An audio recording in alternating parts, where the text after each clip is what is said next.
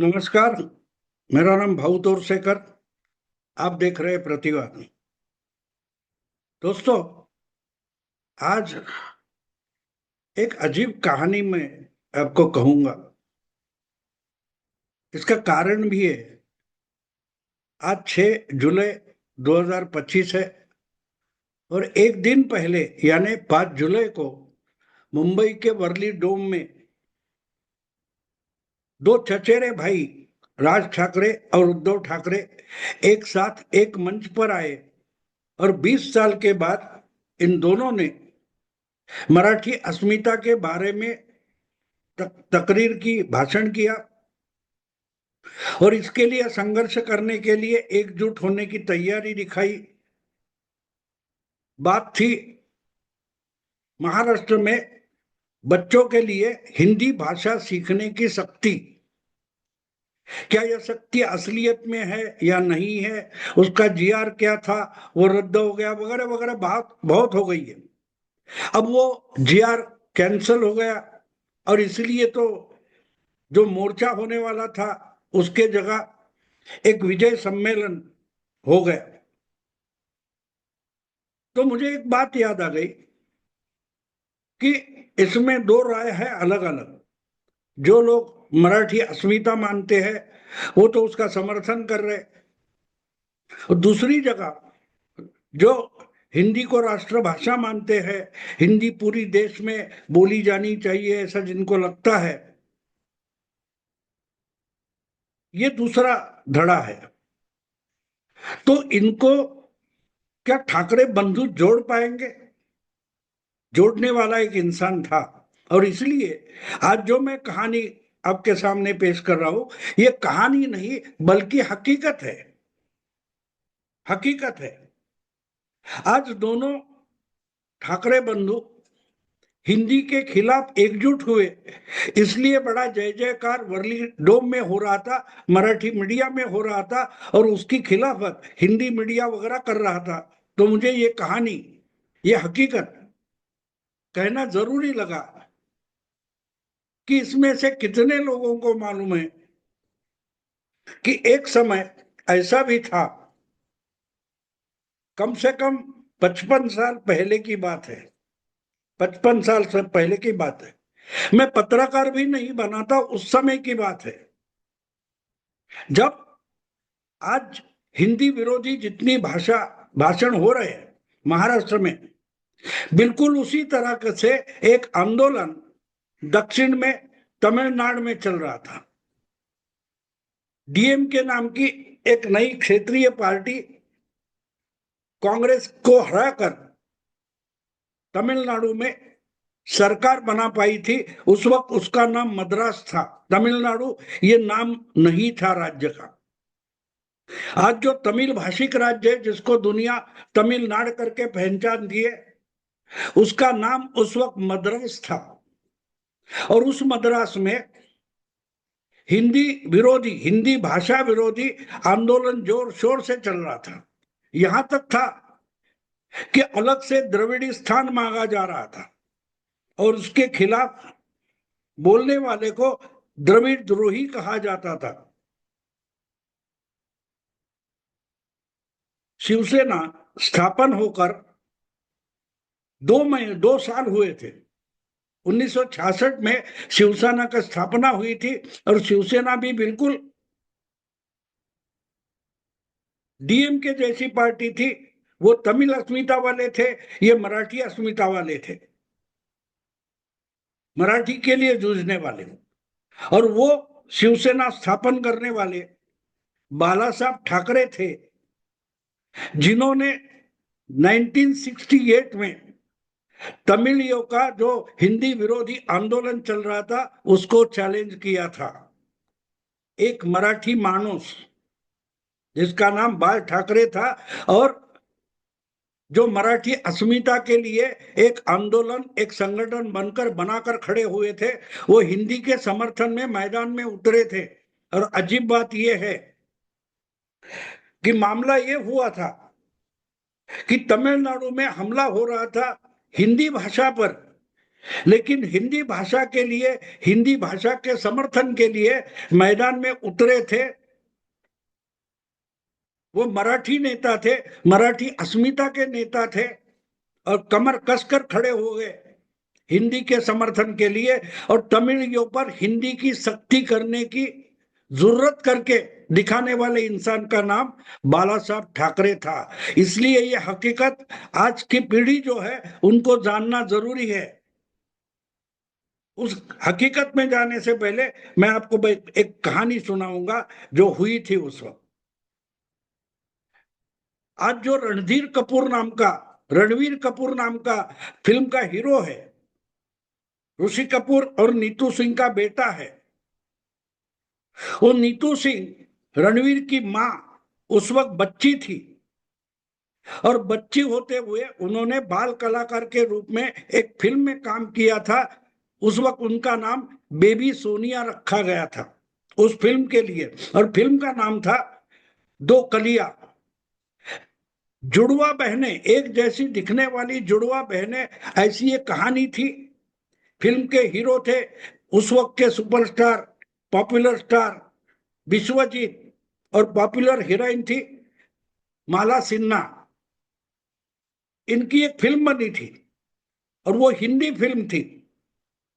और वो फिल्म उस वक्त जब डीएम के हिंदी विरोधी आंदोलन तमिलनाडु में चला रही थी, उसी वक्त महाराष्ट्र में, देश भर में, मुंबई में रिलीज हो गई। तो बाला साहब सामने आकर खड़े हो गए। जो तमिलनाडु में हिंदी विरोधी आंदोलन चल रहा था उसके खिलाफ बोलने की हिम्मत दूसरी किसी पार्टी में नहीं थी, ना हिंदी भाषिक नेताओं में थी, पार्टियों में थी, ना हिंदी फिल्म बनाने वालों में हिम्मत थी डीएमके के खिलाफ बात करने की। उस वक्त हिंदी विरोधी आंदोलन का सामने करने के लिए मैदान में उतरे हुए थे बाला साहब ठाकरे, और उन्होंने डीएमके का नाक, तमिलनाडु का नाक इस ढंग से दबाया था कि उन्होंने चुपचाप हिंदी फिल्म और हिंदी भाषा स्वीकारने की तैयारी कर ली। और इसकी पूरी जादू जो है वो उस फिल्म में थी जिसका नाम था दो कलिया। ये फिल्म तो हिंदी भाषिक थी। कलाकार, एक डायरेक्टर और प्रोड्यूसर छोड़े तो पूरे के पूरे कलाकार हिंदी थे। म्यूजिक डायरेक्टर से लेकर एक्टर तक सब हिंदी थे। लेकिन फिर भी हिंदी फिल्म इंडस्ट्री डीएमके के खिलाफ आवाज उठाने के लिए हिम्मत नहीं कर पा रही थी, ना हिंदी भाषिक लीडर जो थे वो डीएमके के खिलाफ बोलने की हिम्मत नहीं कर रहे थे। ऐसे वक्त में मराठी अस्मिता का नेता बाला साहब ठाकरे मैदान में उतर कर खड़ा हो गया कि अगर तमिलनाडु राष्ट्रभाषा हिंदी के खिलाफ बोल रहे हैं, आंदोलन कर रहे हैं, तो उन्होंने बनाई हिंदी फिल्म मुंबई में नहीं चलेगी, महाराष्ट्र में नहीं चलेगी। वो फिल्म का निर्माता था एवी मैयप्पन, एवीएम प्रोडक्शन नाम की एक बहुत बड़ी तमिलनाडु की फिल्म कंपनी थी। उन्होंने फिल्म बनाई थी, कलाकार तो हिंदी थे। तो बाला साहब ने ये आर्गुमेंट उनके सामने रखा था कि अगर मुंबई में बनी, दिल्ली में और कहीं बनी हिंदी फिल्म अगर तमिलनाडु में आप प्रदर्शित करने नहीं देंगे तो तमिलनाडु में बनी हिंदी फिल्म भी महाराष्ट्र में प्रदर्शित नहीं होगी। और बाला साहब ने जिस थिएटर पर यह फिल्म रिलीज होने वाली थी वो थिएटर वालों को भी धमकाया था। आज जो कोई राज ठाकरे गुंडा है वगैरह वगैरह बोल रहे हैं ना, उनके लिए मैं याद दिलाना चाहता हूं कि उस वक्त तमिलनाडु में बनी हिंदी फिल्म मुंबई में रिलीज नहीं होने देंगे। इसका कारण फिल्म हिंदी होगी लेकिन उससे जो कमाई होगी वो अगर तमिलनाडु में जाने वाली है तो हिंदी भाषा जिनको नहीं चाहिए वो हिंदी भाषा पर धंधा भी ना करे, फिल्म ना बनाए। और वो फिल्म बीगर द्रविड़ी राज्यों में महाराष्ट्र में नहीं चलने देंगे और महाराष्ट्र का पैसा हिंदी के नाम पर तमिलनाडु को नहीं देंगे, ये आर्गुमेंट लेकर बाला साहब खड़े हो गए और फिल्म रिलीज होने से रुक गई। आज जो गुंडा गुंडा गुंडा बोलते तो गुंडों की भी एक ताकत होती है, और जब जरूरी होता है तब गुंडों की ताकत भी इस्तेमाल करना जरूरी होता है, और हिंदी के लिए मराठी गुंडा खड़ा हो गया। आज अगर राज ठाकरे को गुंडा बोलते हो तो उस समय बाला साहब ठाकरे भी गुंडई पर उतरे थे, और किसके लिए उतरे थे? हिंदी भाषा के समर्थन में उतरे थे।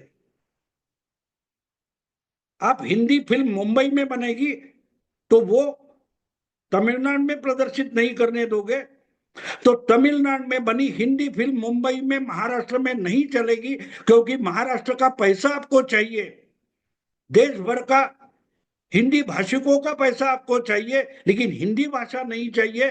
तो ये गुंडागर्दी तमिल की, द्रविड़ियों की हम नहीं चलने देंगे।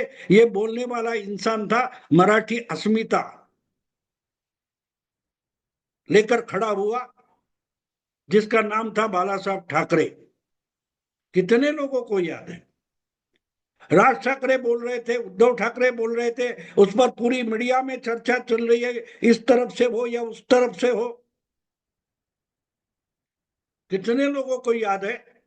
आज जो हिंदी के समर्थन में उतरे हैं उसमें भी कितने लोगों को याद है कि यही शिवसेना है बाला साहब ठाकरे की, जो शिवसेना हिंदी के समर्थन में उतरी थी और दूसरी क्षेत्रीय पार्टी को चैलेंज कर रही थी कि तुम हिंदी पर कमाई करोगे तो वो तमिलनाडु नहीं पहुंचने देंगे। आपको धंधा हिंदी फिल्म का करना है, पैसा हिंदी भाषिकों से चाहिए, हिंदी जानने वालों से चाहिए, लेकिन अगर हिंदी भाषी हिंदी फिल्म बनाता है वो तमिलनाडु में नहीं चलेगी, ये कहाँ का न्याय है? इसलिए जब हिंदी भाषी पार्टियां, हिंदी भाषी नेता चुपचाप बैठ गए थे, उस वक्त 68 में 57 साल पहले जो खड़ा हुआ उस इंसान का नाम बाला साहब ठाकरे था, जो मराठी अस्मिता लेकर राजनीति में, पब्लिक लाइफ में डटकर खड़ा हुआ था। मुझे आशा थी विजय मेला होता है तब हम हिंदी विरोधी नहीं है, हिंदी की सख्ती के विरोधी है, ये कहने के लिए आए हुए राज ठाकरे, उद्धव ठाकरे कम से कम ये बात की याद दिलाते। शायद उस वक्त राज ठाकरे तो बिल्कुल बच्चे हो गए, उनका जन्म भी नहीं होगा शायद, लेकिन बात यह है कि उद्धव ठाकरे, अजीब लगता है दोस्तों। अरे मीडिया का कर रहा है, मीडिया, मैं अकेला बुढ़ा नहीं हो गया हूं, मेरे उम्र के बहुत सारे पत्रकार मराठी में है, हिंदी में है, किसी को याद नहीं आई वो नीतू सिंह की फिल्म बेबी सोनिया, माला सिन्हा, विश्वजीत, दो कलिया। और उस समय मुझे याद है जब बाला साहब ने ये घोषणा की कि ये नहीं चलने देंगे, फिल्म ना रिलीज होने देंगे, तो दौड़ते दौड़ते तीसरे दिन एवी मैयप्पन जो इस फिल्म के प्रोड्यूसर थे, ते दौड़ते दौड़ते मद्रास से, उस वक्त चेन्नई भी नहीं, उसको मद्रास बोला जाता था, जिसको आज चेन्नई बोला जाता है, वो एवी मैयप्पन मद्रास से दौड़ते दौड़ते मुंबई आ गए और मातोश्री पर पहुंच गए। उन्होंने मान लिया कि मैं प्रयास करूंगा कि तमिलनाडु में हिंदी फिल्म रिलीज हो। आप तमिलनाडु में बनी हिंदी के लिए मुंबई का रास्ता खोल दो, मैं तमिलनाडु में हिंदी के लिए, हिंदी फिल्मों के लिए रास्ता खोलने का प्रयास करता हूं, ये कहने के लिए एक तमिल प्रोड्यूसर, फिल्म प्रोड्यूसर दौड़ते दौड़ते मुंबई आ गया था। ये 1968 की बात है। शायद दिवाकर रावते वगैरह जैसे नेता है उनको याद होगा, क्योंकि दादर में कोहिनूर थिएटर जो था उस पर ये फिल्म का जो पोस्टर लगा था वो फाड़ने में उस समय के जो शिव सैनिक थे उसमें शायद दिवाकर रावते भी थे।